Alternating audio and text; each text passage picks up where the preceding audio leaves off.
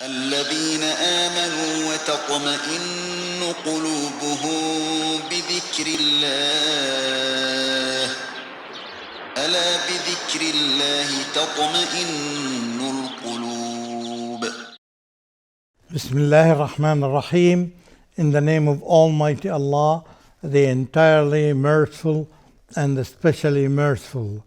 Dear viewers across the planet, Assalamu alaikum wa rahmatullahi wa barakatuh.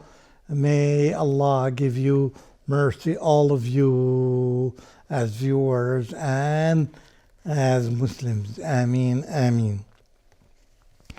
Dear viewers, you are still continuing the same main theme that we are going to encounter in the coming few episodes, which is the theme of supplications. We were talking about supplications related to salat and entering the mosque and leaving the mosque. And we are going to continue with something that we frequently do.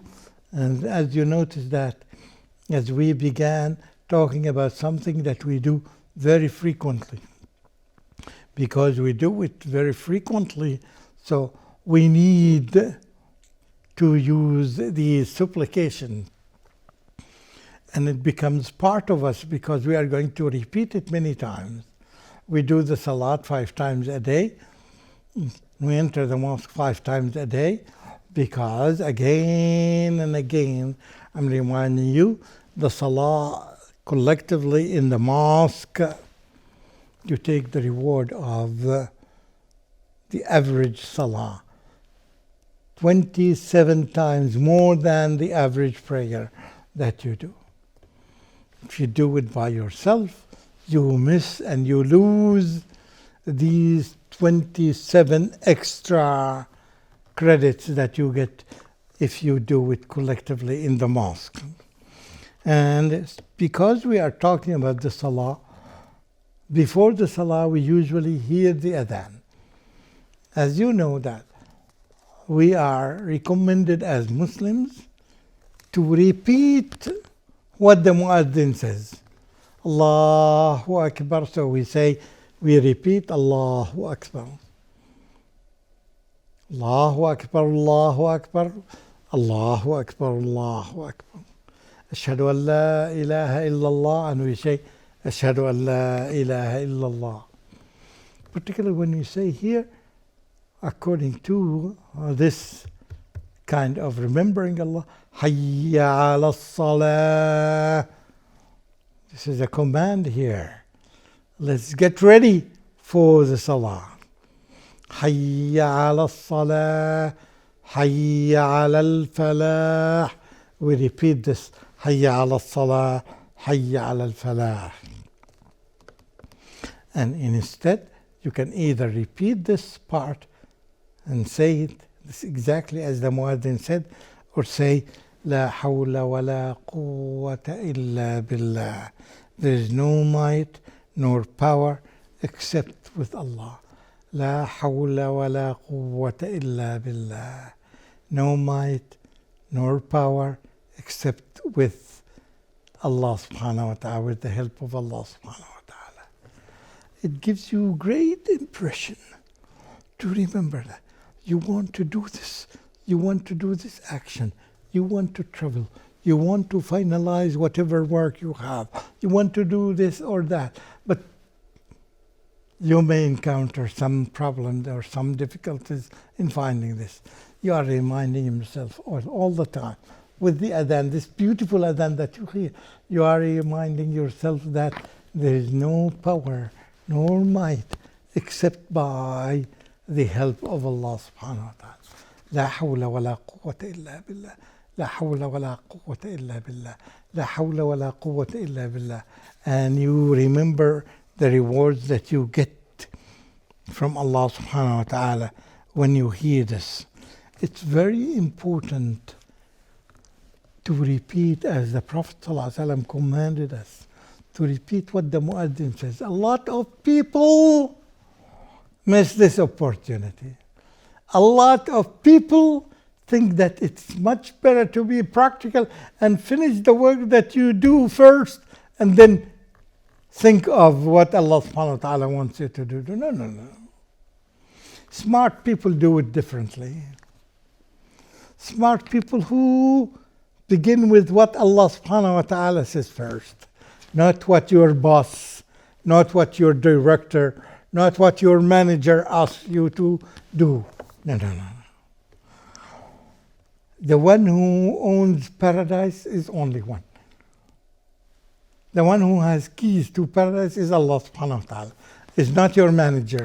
It's not your director. It's not your boss. Nothing happens if you delay any kind of work you do for 1 or 2 minutes or seconds. Because you are busy doing something to please Allah first.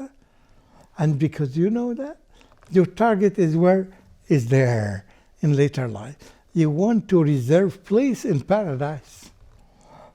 Some people are so narrow-minded that their focus is only this world.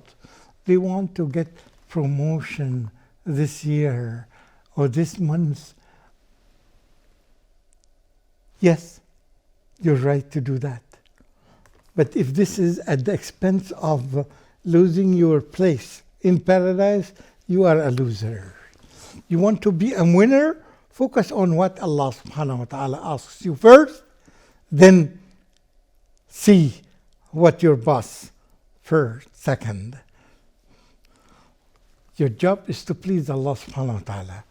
As long as this does not delay anything in your life.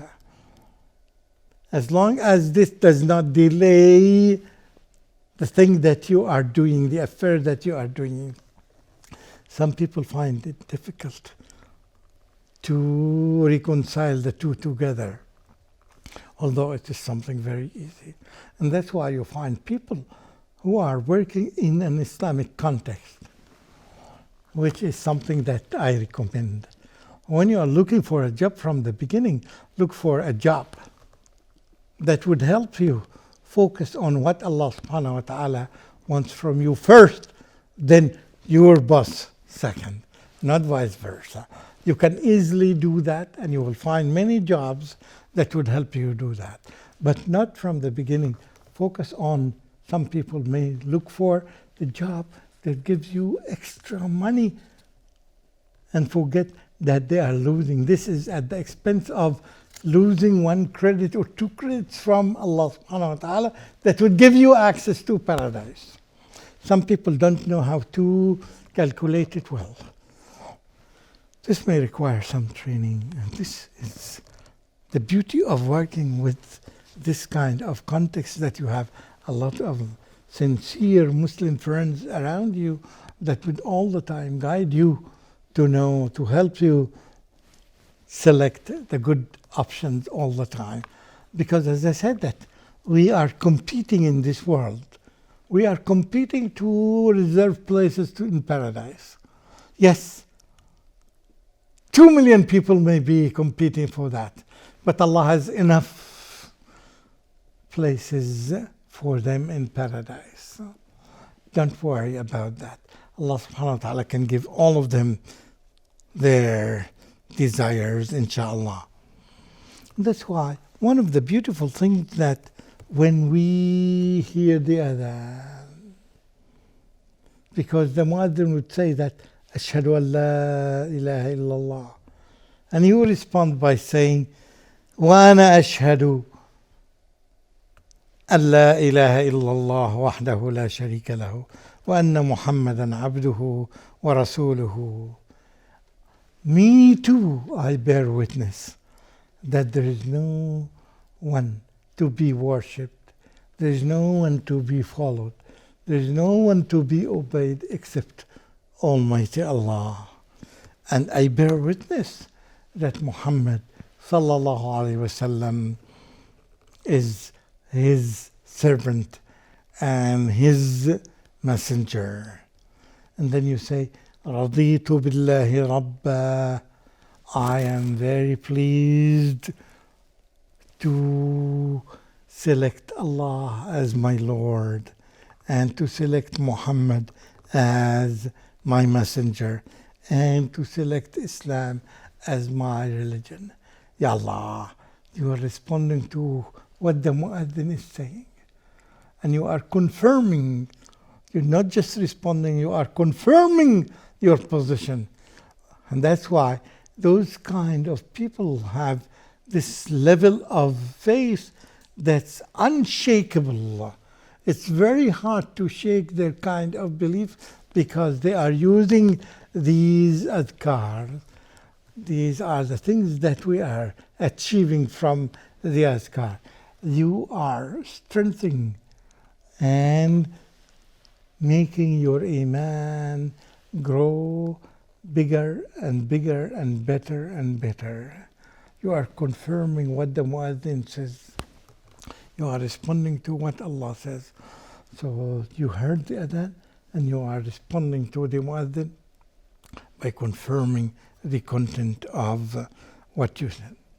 Or another option, you make these beautiful supplications after hearing the Adhan. One should then send prayers on the Prophet after answering the call of the Mu'adhin. After we respond to the call of the Mu'adhin, we confirm this by saying Allahumma Rabb hadhihi ad-da'wati at-tamma was-salati al-qa'imah آت محمدا الوسيلة والفضيلة وابعثه مقاما محمودا الذي وعدته.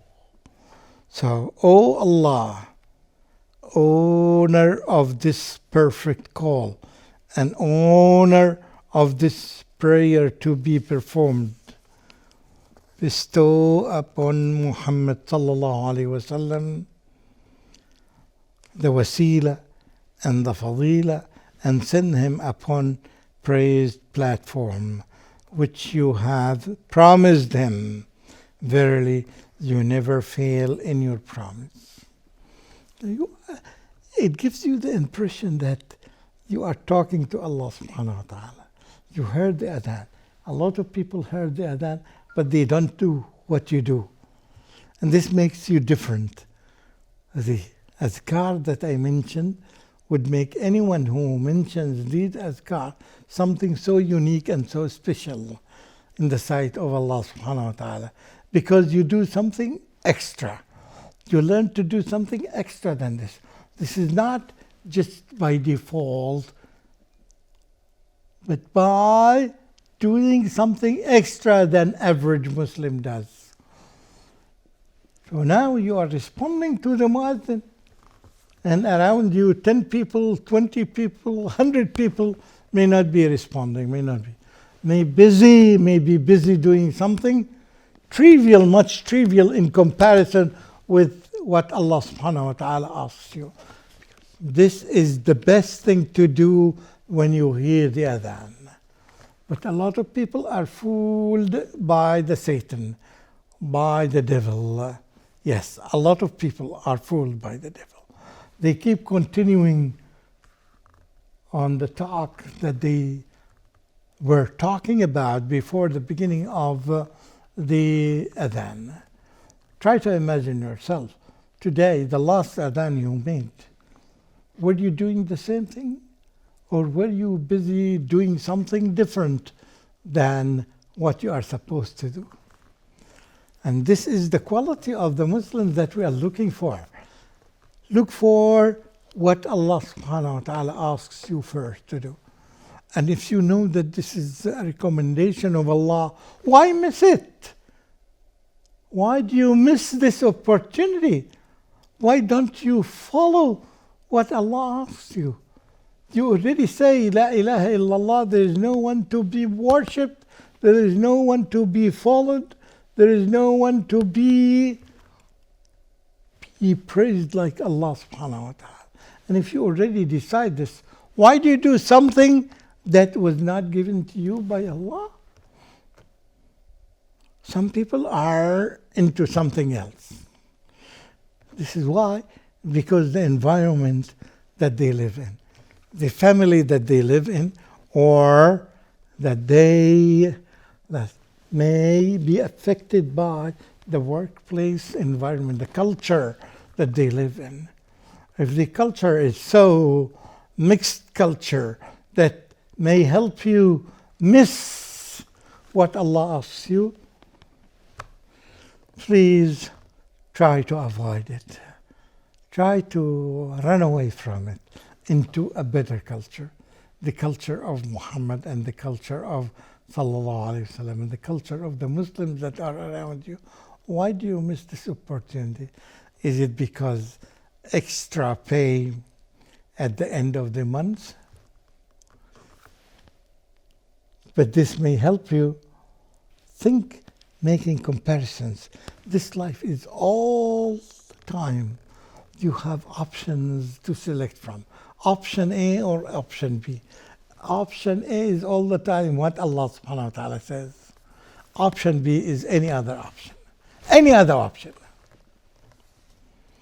It may be looked by some people around you in the culture that you live in, that the other option, option B, is better.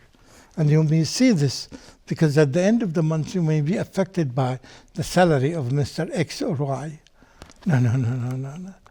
Ask yourself, would they be in paradise according to the actions that they do? Are they following what Allah subhanahu wa ta'ala asks them or not? So here is another thing, that the supplication. A lot of people may miss the opportunity, the supplication at the beginning, at the start of any prayer. After the takbir, you make takbir, Allahu Akbar. The first thing is that you make supplication. That's called at the beginning, supplication in the beginning. And there are a variety of them. According to scholars, there are 7 of them or more. You don't have opportunity to say all of them, but you can select this time, this prayer, morning prayer, you can make one of them. The second one you can make, change, and you can take one of them. One of them is, Allahumma ba'id bayni wa bayna khatayaya kama ba'adta bayna al-mashriq wal-maghrib. Allahumma naqqini من خطاياي كما ينقى الثوب الأبيض من الدنس اللهم اغسلني من خطاياي بالثلج والماء والبرد. There are few options. You select one of them and you use them, and it's much better to vary between them. In the beginning of every prayer you select one that's different. وآخر دعوانا أن الحمد لله رب العالمين والسلام عليكم ورحمة الله وبركاته.